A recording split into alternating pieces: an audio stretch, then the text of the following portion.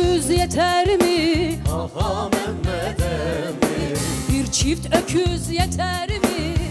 ha Mehmet emmi, Böyle baca tüter mi? ha Mehmet emmi, Böyle baca tüter mi?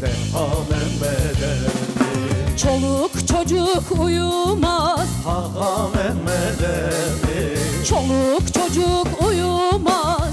ha Mehmet emmi, Aç insanlar yatar mı? ha Mehmet emmi, Aç insanlar yatar mı? ha Mehmet emmi, Aha Mehmet emmi, deha Mehmet emmi, aha Mehmet emmi, deha Mehmet emmi.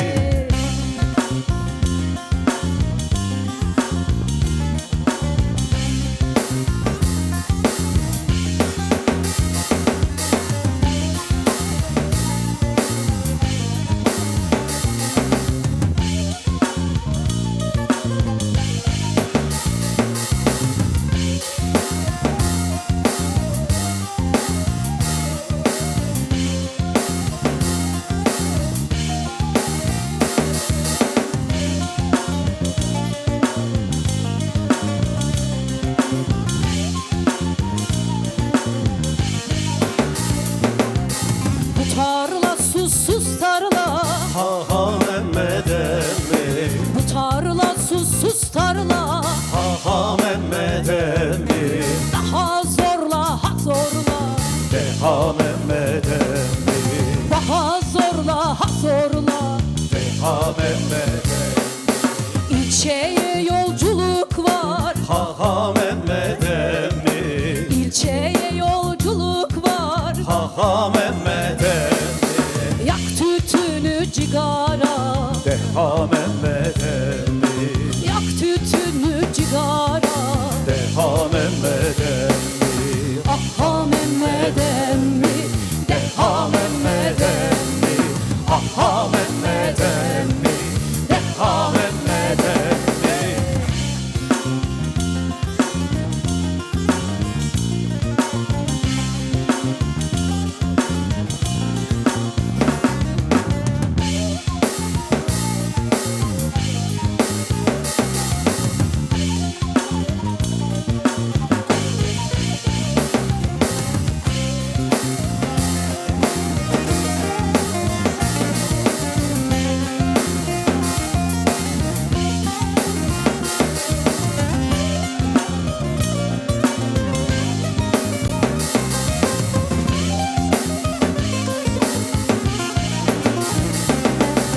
On çocuk arpa yiyor, ha Mehmet emmi, on çocuk arpa yiyor. ha Mehmet emmi, Beyler buna ne diyor? ha Mehmet emmi, Beyler buna ne diyor? ha Mehmet emmi, Sen sıcaktan yanarken, ha Mehmet emmi, sen sıcaktan yanarken. ha Mehmet emmi,